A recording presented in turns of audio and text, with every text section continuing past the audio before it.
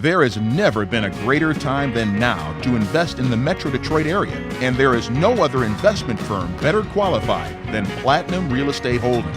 With 40 years experience and over 1,000 homes sold, let Platinum Real Estate Holdings assist you with the purchase of a city-certified home of the highest quality, turnkey properties, screen renters, yielding instant cash flow. Well, what are you waiting for? Call or visit us online today. Welcome to the weekly recap for the week of February 27th. In today's recap, we're going to check out a calculator that can help determine if our home was a good investment. And lastly, we're going to find out why a lot of people are moving out of California. This week's recap begins now.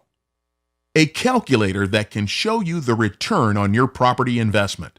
It answers the question, was my home a good financial investment? This tool comes from CNNmoney.com. The calculator does not take into account your investment in renovations. However, it's simple to use. You put two pieces of information into the calculator, your purchase price and what the property is worth today. The calculator gives you your property annual return as well as your total return on investment and compares it to the average U.S. home return on investment and the percentage return you would have received in stocks or bonds during that same period. The average U.S. home prices are calculated using quarterly data from the Case-Shiller National Index. Stocks use the closing price of the S&P 500 index on the last day of the month, and bonds use the price of the Fred AAA Corp Bond Index on the last day of the month. For this convenient way to see if your home was a good investment, go to cnnmoney.com/tools. Next up, why a lot of people are moving out of California. A lot of people are moving out of California because they can't afford to live there anymore.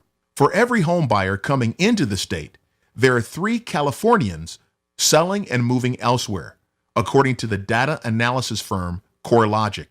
There is clearly a relationship between the migration patterns and home prices, said Sam Cater, Deputy Chief Economist at CoreLogic. He says the middle and lower middle can no longer afford to live in California. California's housing prices are the most expensive in the nation, with a median home price of $428,000 across the state. Prices have shot up 71% since 2011. And a number of its local markets are prohibitively expensive. Of the 5 priciest housing markets in the country, 4 are in California, according to the latest data from the National Association of Realtors. San Jose tops the list with a median home price of $1 million. Despite strong job and wage growth, the Golden State has been losing residents for years and could be facing a shortage of middle-wage workers, according to a report from Beacon Economics released in March. For instance, California's tech scene has been prosperous, but its benefits have been somewhat concentrated. The high-income folks in the tech industry are forcing out other people, said Christopher Thornburg, founding partner at Beacon Economics. Plus, California is still a magnet for foreign buyers who tend to be affluent, which makes it harder for the average person to make a living there, meaning less teachers, firefighters, and retail workers. The absence of this talent is causing the entire state to become more expensive, said Cater. To help make life more affordable, residents are trading the beaches and nice weather for states with more affordable housing markets and lower cost of living. Places like Arizona, Texas, and Nevada, according to Cater. And when it comes to buying new homes outside of California, they're getting more for less. Last year, California migrants sold their home for an average of $495,500 and only spent $315,000 in their new and often bigger house, increasing their standard of living. Here's a real live example.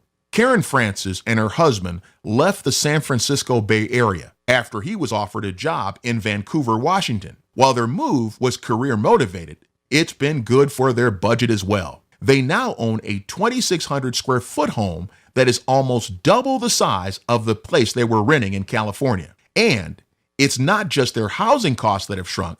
The couple, which has an infant daughter, are also paying less in gas, utilities, and service like garbage collection. And commute times are significantly better as well.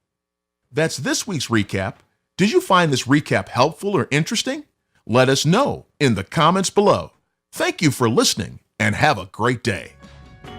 This has been your weekly real estate investment news recap. Did you find this recap helpful? Please like or comment below this video to enter to win a free copy of our ebook, The Ultimate Real Estate Guide for Residential Real Estate Investments. You can also subscribe to our channel or go to our website to receive the latest in real estate news. Our website also affords you the opportunity to view our latest turnkey properties.